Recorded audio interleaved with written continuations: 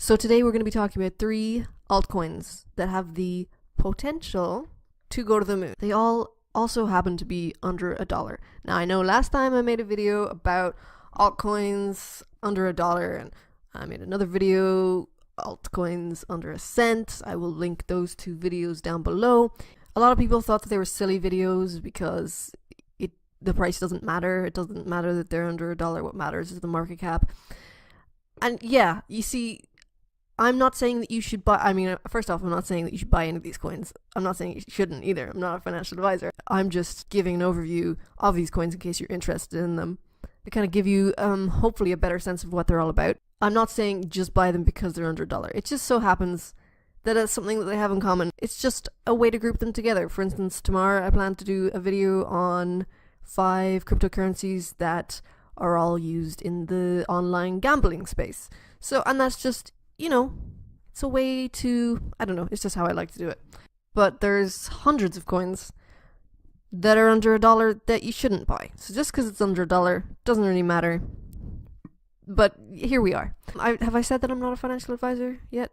Yeah, not a financial advisor. So let's go. So in no particular order, we have status or status, we have pillar, and we have Bytom. Status. In a nutshell, decentralized apps at your fingertips. It lets you interact with Ethereum applications on your phone. So let's have a look. The moment it is 6 cents. It's available on Bittrex, which is really where I do most of my shopping. But if you like Yunbi or Bitter or Binance, you can pick it up there and on Nova Exchange. Let's check out the website. So status is a lot of things. It's a browser, it's a messenger, and it's basically a gateway to a decentralized world. It's an open source messaging platform. So its competitors would be WhatsApp, for instance. So you can send, receive, and store Ether. And you can also browse decentralized apps. So kind of like you browse apps on the Play Store. And also, you can discover nearby status users to exchange goods and services. So some of the decentralized apps that you can get at your fingertips. ETHLance, we discussed that in a recent video. It's like Upwork.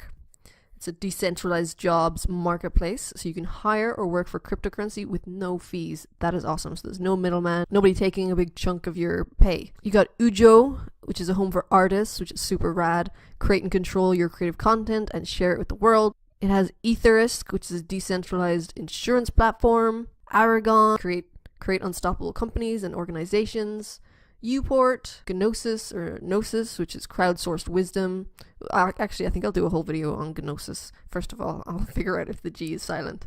And you have Oasis Exchange, which lets you enjoy a near-instant decentralized digital asset exchange between ETH and ERC20 tokens. So yeah, then we get to the smart private messaging. So not only can you chat away, but you can also send payments and smart contracts to friends within chats.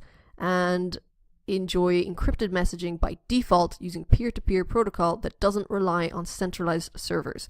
You ever just chatting to your buddy on Facebook Messenger and you kind of joking about I don't know, how you'd hide a body if you were to murder someone? Just as a complete joke. And you're like, wow, what if who is actually looking at these messages? It's not just between, is that really safe to be talking about, or if you're actually planning a murder. That was a weird segue. So you can store and control crypto assets with built-in Status wallet. Yeah, Status aims to be part of the next generation of social networks, the socio-economic network. So yeah, you'll be able to browse, chat, and interact with decentralized applications and decentralized chatbots. And another core part of the Status Network token is giving stakeholders the ability to choose the direction that the software is developed. So the token is used to make decisions, basically, on proposals, which can be made by any stakeholder. In regards to spam, there is also a spam filter. So how that works is stakeholders will set a minimum amount of SNT, status, that a status stakeholder must deposit in order for someone outside of their network to contact him directly. So that will really cut down on spam. So some of its competitors would be WeChat, which is valued at 80 billion, and WhatsApp, which is valued at 100 billion dollars. So Status is on the Bancor network. So is Gnosis, so is Civic, Aragon. It's a real community-driven project. It's built together with its users. They're completely open source, and anyone is free to contribute. Here's the core contributors. They're very humble. They're not, usually the pictures are a lot bigger, but these are just like little tiny icons. So yeah, they have Facebook, Twitter, Slack, GitHub, Reddit, YouTube. They even have a wiki, which is pretty cool. So they hold public Q&As on their Slack, which is pretty cool. Okay, so that's Status. Next we have Pillar. Pillar at the moment is 17 cents. So, it's been pretty steadily going up. A few little corrections here. Went on a big old joyride. No, not a joyride. It went on a run here. So Pillar's motto, if you will, is the dashboard for your digital life. So this project has a big vision, and that vision is to address issues like data security, privacy, seamless integration of various services and actions using blockchain and smart contracts. So it's not, it's not anything original, but it's like an amalgamation of various ideas. Pillar is a platform powered by its own native token that will finally fulfill the promise of the personal data locker. So it's the brainchild of author David Siegel. He wrote the book called Pull, and if we just look up Pull on Amazon. So Pull is a book written way back in 2009. Basically the power of the semantic web to transform your business. So the idea is kind of to do away with all apps. Like, think about all the apps that we download for various things, whether it's for your business, your personal life, or whatever, and think about all the data that you input into it. Like, is it, what really happens to it? Is it safe? Is it private? Which means our data is getting more and more concentrated in the hands of a few large institutions. Most of the big internet companies uses our data to monetize huge gains.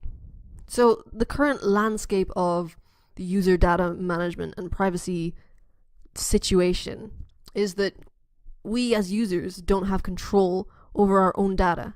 So Pillar wants to give us a better, safer digital experience. And their two main objectives is to replace accounts with atomic ownership and to replace apps with services. I kind of like apps, to be honest. I do. I like downloading apps. I have a bit of an addiction to it. So basically, think of a single interface into their digital lives. Be a lot more streamlined, a lot more safe. Because in David Siegel's book, he describes a future with no apps and the personal data locker at the center of your life. I highly recommend you watch this video. It's a nice little animated video and it explains everything really well. The company behind it is a Swiss blockchain company and called 2030. So they also have a multi-chain wallet. So this is the team right here. This is David Siegel. This guy, wow. Oh, represent, we got a woman. Oh, represent, another woman. Apparently these are the tokens we've been waiting for. Pillar is also a multi-chain wallet. So basically all the different things that you need for your day-to-day life will come at your fingertips and on a digital dashboard in the Pillar wallet. And it will be available on desktop and on mobile. It's available on Ether, Delta, Cryptopia, and HitBTC. So hopefully it will come to Bittrex. So that is Pillar. Next, we are going to talk about Bytum.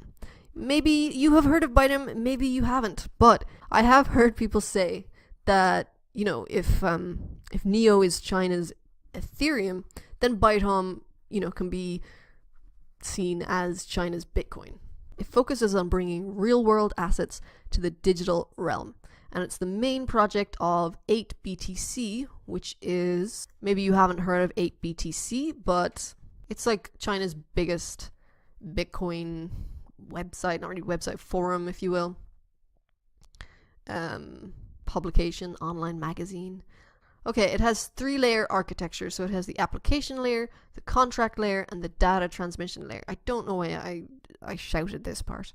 It uses the same proof of work algorithm as Bitcoin. At the moment, it's 26 cent. At the moment, you can get it on Binance.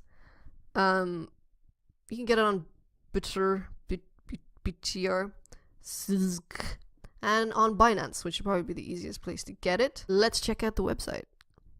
So don't worry if you don't speak Chinese. I actually speak fluent Chinese, so I got you covered. Or, I could just translate it over here with this tab.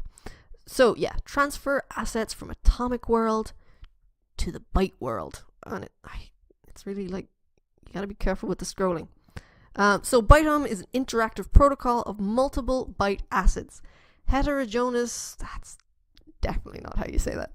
Heterogeneous byte assets, indigenous digital currency, digital assets that operate in different forms on the Bytom blockchain, and atomic assets. So for instance, warrants, securities, dividends, bonds, intelligence information, forecasting information, and other information that exists in the physical world can be registered, exchanged, gambled, and engaged in more complicated and contract-based inter-operations via Bytom. So if you're feeling brave, you can download the technical white book.